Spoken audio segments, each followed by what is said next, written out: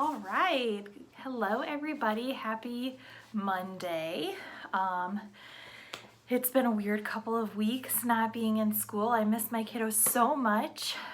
For those of you that don't know who I am, my name is Mrs. Van Ness, and I teach kindergarten at Midland Elementary, and I'm so excited to get to read a story to you guys today. I have chosen one of my favorite children's books to read. It's called Where the Wild Things Are, with story and pictures by Maurice Sendak. I'm sure a lot of kids are familiar with this book. It's always one of my favorites to read to my class and one of their favorites to listen to, so I hope you enjoy it.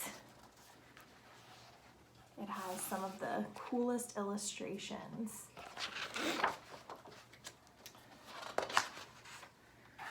Where the Wild Things Are.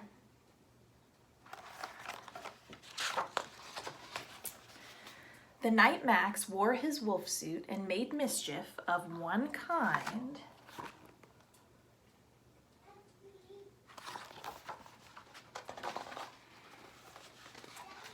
and another. Oh no. What does it look like he's doing to that poor dog?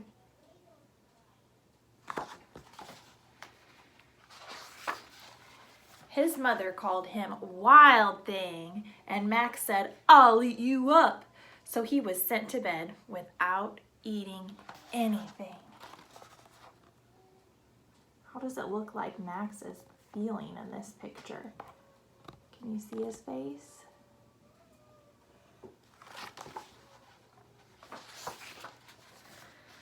That very night in Max's room, a forest grew.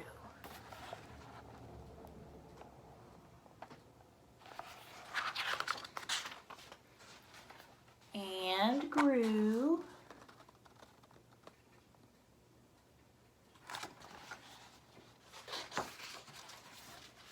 and grew until his ceiling hung with vines and the walls became the world all around.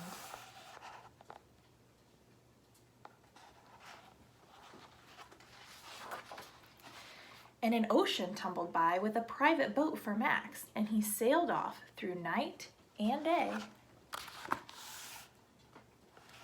Kindergartners, can you read what that says on the book? Might be backwards actually for you guys. I'm recording it on my phone, sorry.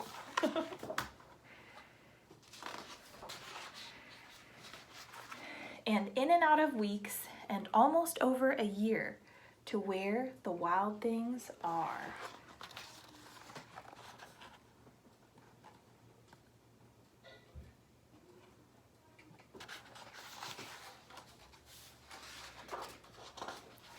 And when he came to the place where the wild things are, they roared their terrible roars and gnashed their terrible teeth and rolled their terrible eyes and showed their terrible claws.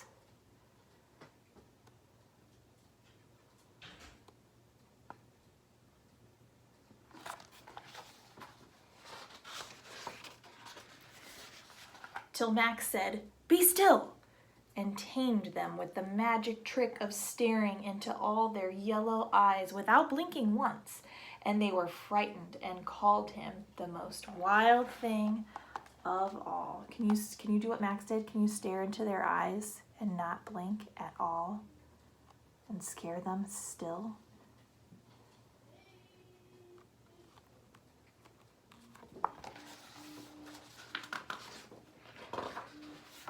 And made him king of all wild things. "And now," cried Max, "let the wild rumpus start." So there he is, being the king of all wild things.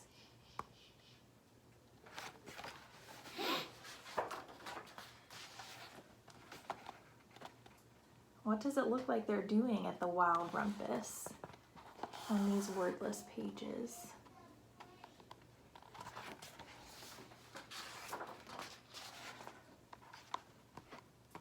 What does it look like Max is feeling in this part of the story? And what do you think the wild things think of Max?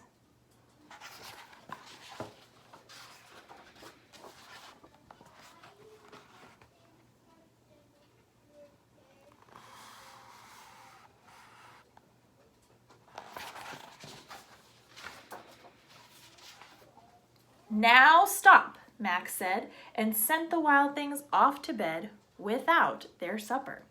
And Max, the king of all wild things, was lonely and wanted to be where someone loved him best of all. Then all around, from far away across the world, he smelled good things to eat. So he gave up being king of where the wild things are.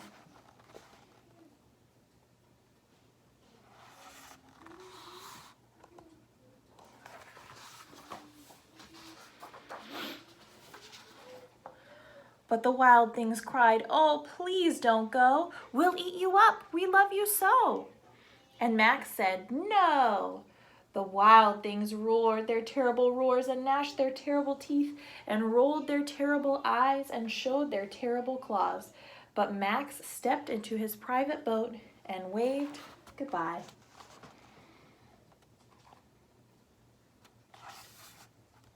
What do the wild things look like they're thinking in this part of the story? How are they feeling about Max leaving?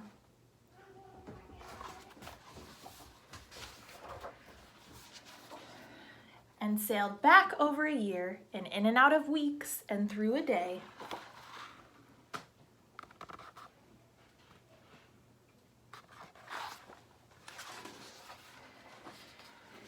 And into the night of his very own room, where he found his supper waiting for him.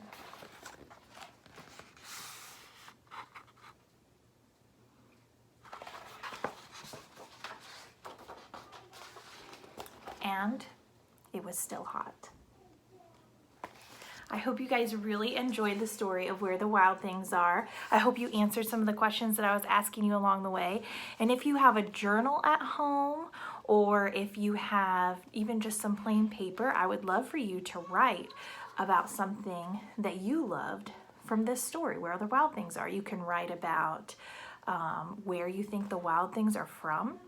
You can write about the feelings that the characters were having. You can write about why you like this story or why you didn't like this story. But it's always good to think about a book that you've read and try to do some reflecting and do some drawing or writing about the book. So I hope that you'll do that. And I hope you guys have a great night.